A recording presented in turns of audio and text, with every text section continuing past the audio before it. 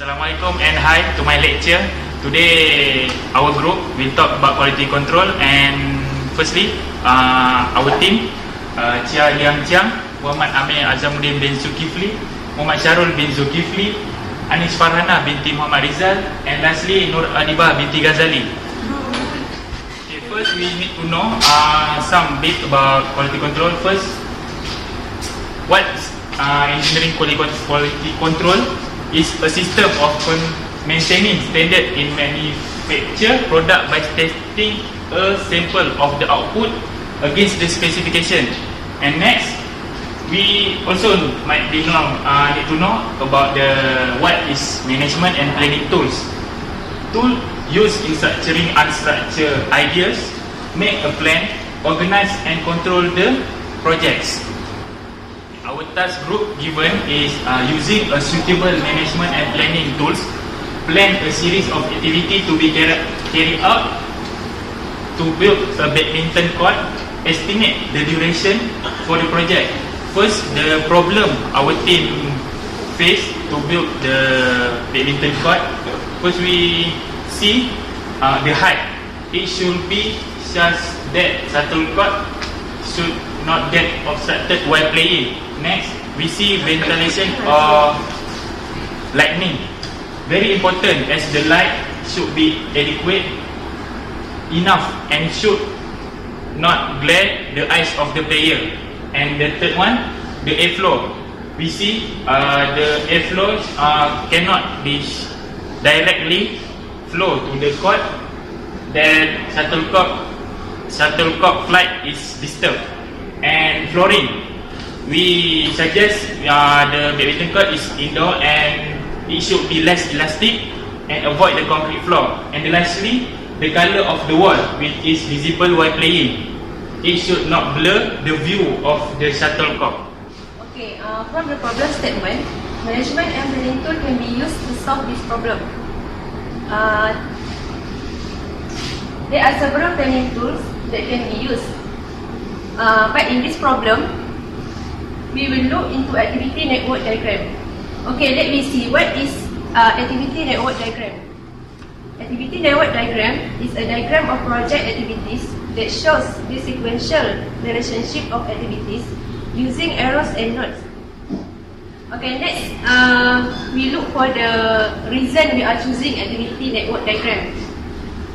Okay, first, activity network diagram is used extensively in project management, especially for construction projects. Second, it able to identify the sequence of activities after not all the major activities. And third, provide most efficient time and duration estimate for complete the project. And lastly, identify which activity take the longest time to finish it. Okay, let me see the function of activity network diagram. First, function of activity network diagram to view the whole activities and estimate duration time for each activities. Second, to know which activities take the most and least amount of time. And third, making calculation from the estimation duration time. And lastly, effort to know the total days for complete whole project. Okay, next we see the advantage of activity network diagram. First, it is realistic tangible, determined by the users. Second, team members understand their role in the overall plan. Third, bottleneck can be discovered and corrective action taken. Bottleneck means the problem that exists during the activities in the project. So we are using activity network diagram, we can solve this problem. And then lastly, member focus on the critical task. I'm here to discuss about the methodology we have, which is the activity network diagram. So which is represent what we have done in this project. Okay, in this project, there are four major steps to be planned out. Which is the first one is to lay out all the activities or tasks which are important or required in the construction of the badminton. And the second one is to sort out and tabulate them into a table form. And thirdly, we are required to identify their respective precondition and their respective duration. And the last one is to construct an activity network diagram based on what we have tabulated and according to their preconditions. Okay, before we are hands-on on the activity network diagram, first we have to plan out which activity we are required to carry out in the building construction. Okay, from this project, we have identified several activities need to be complete, such as the survey construction site, blueprint design, landside excavation, and so on, which is listed on this slide. So this is activity involved to construct the badminton court. Previous one we have this out. We need to tabulate them into a table form so that we can easy to plan out for the activity network diagram easily. Okay, from this table, the label represent the label of the sequence activity, while the precondition represent the activity need to be done before proceeding the next activities. And the thirdly represent the duration, means the time taken to be complete on the activity. Okay, from the previous table, now we are required to identify their preconditions for the respective activities. For example, the blueprint design are required to complete the activity A so that we can proceed for the next activity such as the material procurement. Okay, from the previous table we have tabulated and we have identified the precondition of each activities. Now we are required to illustrate them into a diagram such as this diagram. From the diagram, we can see that they are the rectangle one represent the node of the activity, while the arrow represent the flow of the activities. From the diagram here, we can see that there are two types of flow in this activity network diagram. The first one is the diverge of the activity A into B and C, while the converge of the activity B and D into the activity E. Okay, from the first one, we can conclude that after completing the activity A, we are required to do simultaneous activities such for the activity B and C, while the activity flow here we can describe that we are required to complete the activity B and D in order to proceed for the activity E. I will continue to present my part on estimating duration time to complete the project. First, we need to determine each activity of their respective preconditions and time required to complete it. As you can see in the slide, for listed activity that we have we need to predict the estimation duration time. As you can see, for activity A, survey construction site, we estimate 15 days to complete the survey, and the rest you can see as in the slide. Next, we need to construct activity network diagram and arrange each activity flow accordingly by referring their precondition.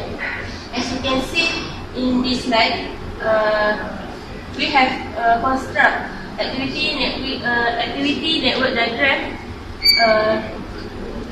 and fill in the table with the duration time to complete the project. To fill in the table, we need to use formula to calculate it and fill in this table. First, we need to calculate earliest start time, EST.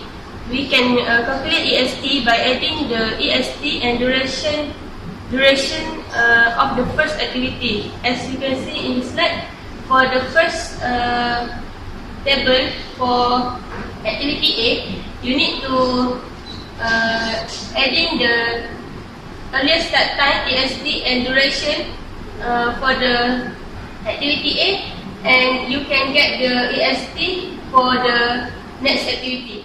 We need to calculate latest start time, LST. We can calculate LST by using this formula, LST minus duration, but For LST, we need to calculate from the left diagram to the right diagram. So the LST for the last activity minus the duration, and you can get the LST for the previous LST. To fill in the table activity network diagram, we need to calculate some formula. For the first, we need to calculate earliest start time, EST. To calculate EST, we need to add in the EST and duration of the first activity. As in the slide, you can see for the first activity A, you need to add EST and duration to get the EST for the next activity. Next, we need to calculate latest start time, LST. We can calculate LST by using formula LST minus duration, but we need to start calculate LST from the end of activity. Okay, then we need to calculate float. To calculate float, using formula LST minus EST. For the last, to determine the critical path, float must be equal to 0. As you can see from the previous activity network diagram that we have constructed, total time from activity A to the end, and from the last activity to the first activity, the float must be equal to 0, and the red path is showing the critical path. As you can see in the previous slide that we have constructed the activity network diagram. It takes 4 months for the critical path to complete the project. As you can see in the slide, earliest start time is the earliest time that the activity can begin. Next, latest start time is the latest that the activity can be begin and still allow the project to be completed on the time. Next, earliest finish time is the earliest time that the activity can end, and late finish time is the latest time the activity can be end and still allow the project to be completed on the time. For the float, float is the amount of time that a task in a project network can be delayed without causing a delay to subsequent tasks. Pre-float project completing date total float. And lastly, for critical path is the longest sequence of the activity in the project plan, which must be completed on time for the project to complete on due date. I will conclude all the project. Okay. As a conclusion, our team has given task to build a badminton court. So we have take a few steps. The first step is we have to choose a suitable management, planning tools and plan of series. Okay. Then we have focus on few factors, which is height, ventilation, or the other word is lighting, airflow and flooring. And the lastly, color of the wall. This is very important because we need to take care of it because it affects the player when player use the court.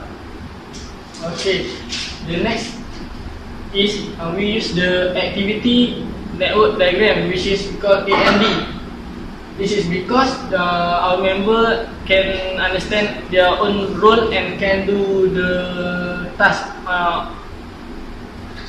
Then we have to manage the project on our estimation time and carry out our project without extend the time. Okay, the overall time to finish up the project is approximately 159 days. Start from the days project begin. We also had estimate and calculate which part take the most longest time and which part take the shortest time to finish. We had divide the time properly, so it will be settled up before 159 days.